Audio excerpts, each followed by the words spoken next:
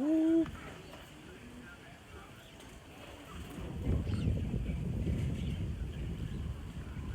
Okay, I just had to get that thumbnail in there real quick. It's your boy PLZ RWD. Please rewind, Mr. So ahead of his time, aka Monsieur du Monde, depending what continent we on, and we're on the continent of Africa still. And as you can see, the sun is setting. I'm enjoying as always.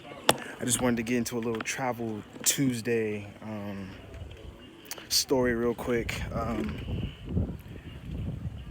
I'll get into that a little later on. But yeah, right now we're currently on day 2 of lockdown. They're very serious. There are police in certain areas where there are markets, and they're asking people where they're going, and really very. I don't know. I haven't been to the market since Sunday, so I didn't go yesterday, and I haven't been today. So this is what I've heard and videos that I've seen. So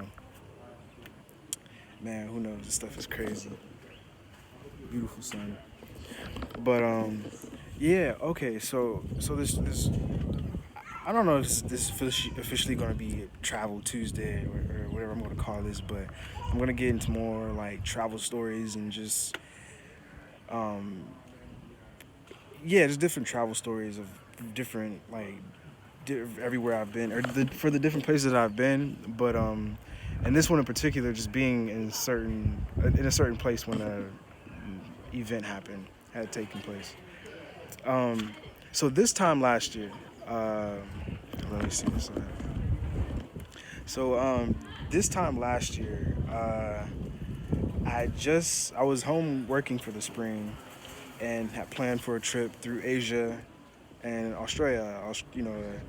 Asia tour / Australia tour, and and this was like right after I had pretty much planned for this, like the following spring, right after I had left Sierra Leone in December 2018 and went back to France for this job that didn't end up working out or whatever. So I was in France for a month in January. Then I went to London and met some family for the first time that I met while I was in Sierra Leone. I met one of my aunts and her youngest son, but she had a son that was the same age as me. Shout out to Ishmaeli, my guy, and shout out to Adele and oh god, don't Adele and Aiden. There you go, Aiden and oh okay, man, I'm forgetting another one. Aiden, Adele, Ishmaeli. Oh man, please forgive me. But anyway, okay, so yeah, so I went to go visit them, the rest of the family. They out there in England, London, and after that I returned home and then worked for the spring, and then planned the trip through Asia. And so when I was in France, I actually had bought the flight from Paris to Hong Kong for March, because assuming that I was going to get the job. Like, this is maybe like the day on my birthday, actually, like January 4th. Yeah, you know what I'm saying, Capricorn season.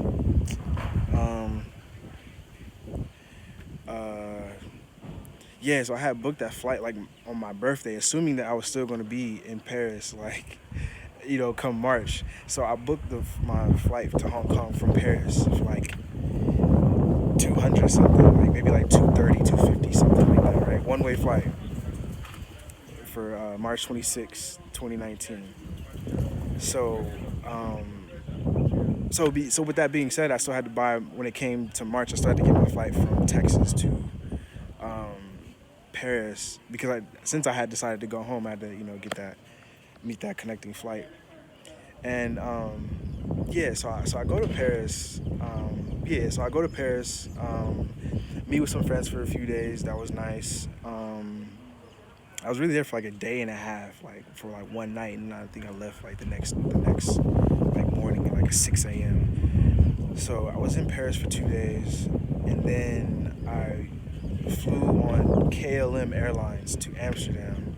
Had like a 45-minute layover, which I was kind of worried about, because you still have to go through immigration. The plane still has to land and park and stuff like that. Like, this is why I already made a video about that. I'll link that in the description of why I don't like short layovers, especially on international flights. Like, it's insane. Well, I'll get more into that in other videos and stuff. But yeah, so layover, 45-minute layover in Amsterdam.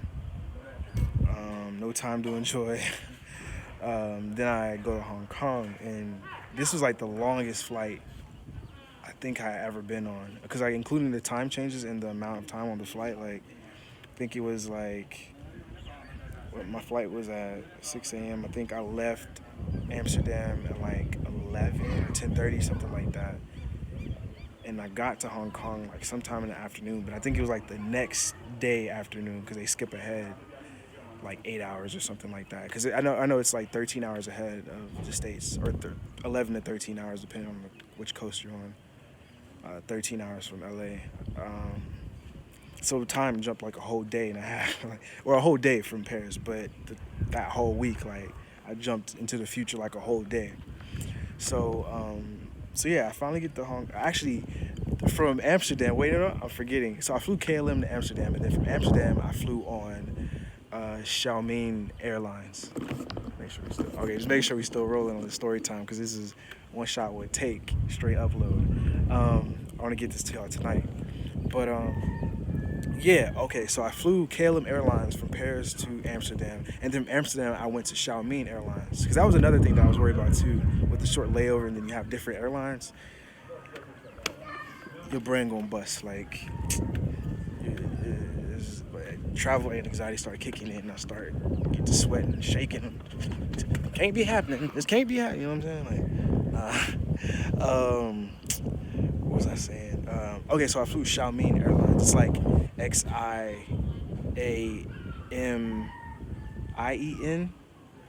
Xiaoming, something like that. But it's actually a city in China named Xiamen, I believe.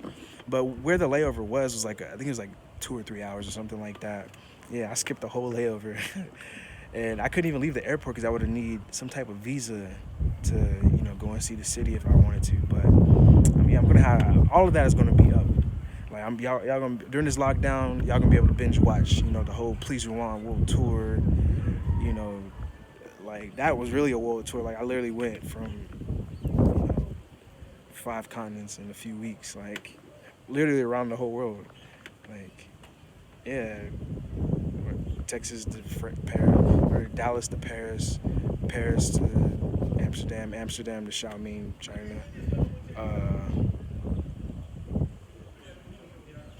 Xiaoming to Hong Kong, Hong Kong to Seoul, Seoul to Tokyo, Tokyo to Melbourne, Melbourne to Hawaii, Hawaii to LA, and then LA back to Texas. They don't call me Dumont for nothing, baby. You know what I'm saying? But no, I'm playing. But okay, yeah. So I have the layover in the other city in China. A few hours, nothing crazy. And then I go to Hong Kong. Yeah, we still rolling. We still good. Still see my face in the hat. You know what I'm saying? Shining. Okay, so I get to Hong Kong, and I mean, first I wanted to say that when I was in the airport, for like a few hours, just kind of, feeling the environment. Like I like chilling in airports for some reason, because that's how you kind of get like I don't want to say you catch a vibe, but like I don't know, you kind of just see, like you just walk around the airport. Like I don't know. I feel kind of weird filming in airports. Like I try to sometimes just to pretty much show people, like, but I don't know. I really don't like filming people. Like I don't know. I try not to. I try to get people's permission if it's like a subject that I want to focus on. But like even when you're not, you're just filming. Like I don't know. People get weird and stuff. At least in America, like, which I understand. But okay, so yeah, I'm just getting a feel for the airport. I'm seeing, reading the signs, just looking and taking it all in. Like wow, just first time in Asia. Like this is crazy. Like Hong Kong, the first trip to Asia, and thinking of stuff like in my mind, I feel like Americans, like they have certain perceptions of places like through films that we watch. Like so, I mean, regarding Hong Kong, like I'm thinking, Rush Hour 2. Yeah, Rush Hour 2, when they went back to Hong Kong, they left LA and went to Hong Kong. So I'm thinking, you thinking certain things like that, like, the nightclubs doing karaoke, singing Michael Jackson, being like the young fresh, black dude, just enjoying, living his best life, whatever you want to call it, living it up, what I'm saying? Word to Ja Rule. But, yeah, so, um, yeah. So I actually, here, I'll save some of this stuff for, because I'm thinking of every detail I want to tell, but I kind of want to get to the point of this story for Travel Tuesday. So, okay, so I get to Hong Kong actually on the 27th, so I was there for 5 days, 27th until the 31st, and I flew out April 2nd. Yeah, okay, so I was there for 5 days. Yeah, I got there because I flew on the 26th from Paris, and then it was a whole day on the flight. Okay, my bad. I gotta run my mind back on these things. Gotta rewind myself. You know what I'm saying? Oh man, what? Okay, so yeah, so the point of this story, right? When I was in Hong Kong, like, so how do I set this up? Like, okay, so the day of March 31st, or no, not March 31st. So the day of April 1st, right? It was April 1st when I was in Hong Kong. I was flying out April 2nd the next day. And it was like in the morning, I was cooking ramen, like in the hostel kitchen where I was staying at in Hong Kong. I'm cooking ramen, and while I'm cooking the ramen, while the water's boiling and everything, eating a dragon fruit, like chilling. I'm probably was watching DJ Vlad or something like that, like DJ Vlad or the Nomad Capitalist, something like that. My usual TV or my usual entertainment when I'm on the go. What was I saying? So I was just, chilling, enjoying the dragon food and everything. And that's when I think I see on Twitter or Instagram that Nipsey Hussle had just been murdered. Because I think at the time when I found out, he had been confirmed dead. Because it was a little bit, it was like the next day. Like, it was like the morning. I think it had to be like 9 or 10 a.m. or 11 a.m. or something like that. So I'm already on April 1st, which is April Fool's Day. And this happened on March 31st. So on top of the denial, like, nah, Nipsey Hussle, like, nah, come on, man, like, it can't be true. Like you don't want to believe it at first when you hear, news like that. No matter who it is, like really, like, wow, like just something you didn't see coming, basically. But I mean, that's just how life works. Let's be honest. So the denial on top of it being April 1st, I feel like, let me take a little bit of sipping on some cocoa pine, ananas cocoa, ananas and cocoa, coconut and pineapple, amazing.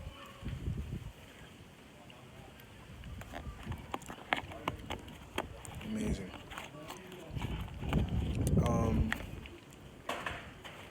I'm chilling. The sun, look at the sun, steady going down. But yeah. So the denial on top of it being April Fool's Day, like, it was just a mixture of you just couldn't believe it, and then the way that it happened also, and then people want to bring up the conspiracies as soon as somebody passes away, like, which is, I think, insane. Like, people, somebody lost a son, a father, and people are coming up with conspiracies saying like crazy stuff, like, oh, the shots hit him too perfect. It was like some government shooting him from afar. Like, I heard some crazy thing, like they killed him over the Dr. Sebi, the government killed him over the Dr. Sebi documentary, like all types of stuff, like crazy shit that I just didn't really think was, like, it's like, come on, man. Like, I didn't know what to believe, to be honest. Just the fact that it happened. And it's not even so much, like, I've been knowing about Nipsey since like 2009, maybe 2008, whenever he dropped the song with Drake and Lloyd. What year was that? I think it was on his first album, but that might have been, the song with Lloyd might have been before that, maybe 2006, 7, 8, one of those years. Let me know in the comments, like, refresh me. And then he dropped a song with Drake, I believe, like 2009, song Killers, I believe. Super dope beat. That instrumental was fire.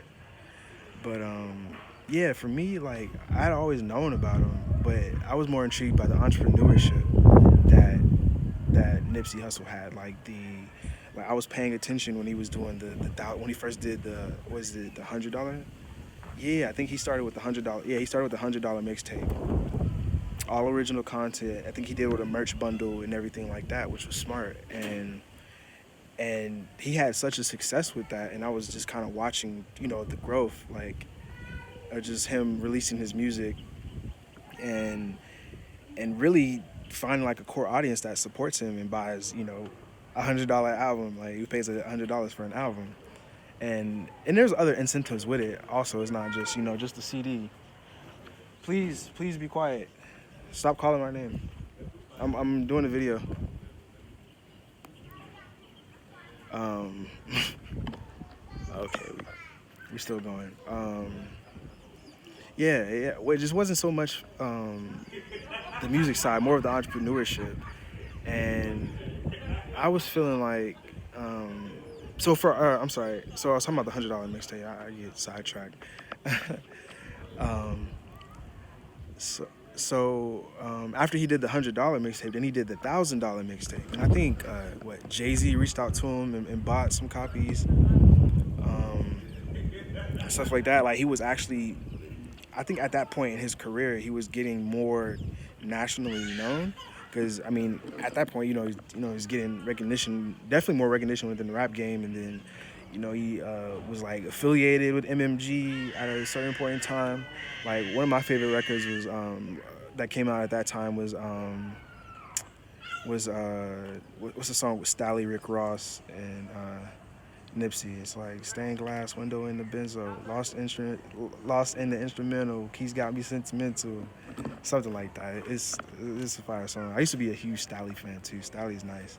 I haven't checked for him in some time though, maybe a few years. But yeah, also like what other Nipsey songs. Oh, and also like what I wanted to talk about too was like the what song? The song "Forever" on some fly shit, where in the video he's traveling through Asia or traveling through Tokyo, and like just going back, at that time, and just like, because I mean those were one of the songs that I was a fan of like early on, and just the video in general, like just seeing different life. And those are kind of the things that got me into traveling and things like that. Like music is definitely one of the biggest things that inspire me. Other than film and of course fashion culture, and then followed by food. Food is like, like maybe fifth or sixth, and more of the music and film side of things. But yeah, like Forever on some fly shit. He's just going through the airport in Tokyo, taking pictures with fans, like doing the show, and like. It's just really like a vlog almost. So just like, yo, this is the recap, and you know what I mean?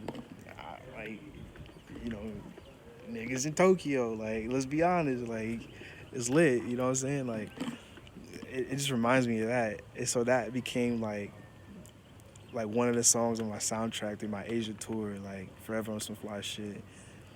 And one song that I always play back to is "Smoking with My Stylist." That instrumental is fire. Like it's like the beat's so simple, and it's just like initials on my wallet, smoking with my stylist, custom plates on all my car, cause bitch I'm ballin', German cars, something like that. But I mean anyway, just I don't know, man. Like it just like things like that of when an artist like the fact of he coming where he came from and where he grew up from and where his like lineage is from. Like it's from Eritrea, and for him to be able to go back and I always wondered if he actually took a trip when he started becoming more self-aware of where he was from the last few years. I feel like more, and come to find out, like he did he got a chance to take trips, and that was one thing that I was thinking, like, man, like I wonder if he got the chance to really go and see like the land of where his family comes from, like directly. Like it seems like he had more of a direct connection to that, And so I just thought that was a beautiful thing and a good thing he actually got to see that, you know. Um, yeah, I don't know. As always, life is crazy, you know, but this is what was this is how it works, how everything unfolds, I guess. But yeah, so when I was in Hong Kong, I got the news that Nipsey Hussle passed, but which he passed, he was murdered on March 31st in LA, but it was already, you know, April 1st, April Fool's Day, in Hong Kong. So I just was having a hard time believing it, and then of course, as you see, you know, everybody react to it, and you know, just on with the love that he got. And I still haven't got a chance to visit the store or anything, but I've definitely been to like the Crenshaw Mall. That was one of the first places I went to during my first trip to LA in 2015. Before I went to school, fit them out there. Yeah, but it almost seems like when I'm traveling, like certain significant, or let me say, I'll save that for another video. But this was Travel Story, Travel Tuesday, a little travel story. Other than that, Hong Kong was beautiful, but you're definitely gonna see more of that soon. I promise. Everything's gonna be available, virtualheart.com, and the hats will be available too. Year of return hats will be obviously on sale because it's no longer the year of return. We're beyond the return now, so we will be, you know, releasing new merch along with with everything come the near future. Definitely to kick off the spring would be nice, but with this lockdown and everything, we'll see how it goes. But it's your boy PLZ RWD, please rewind, aka Monsieur du Monde, aka Diodora the Explorer, aka Senor del Mundo, aka what else I be saying, like what I say, aka Lil Marabou Baby, you know what I mean?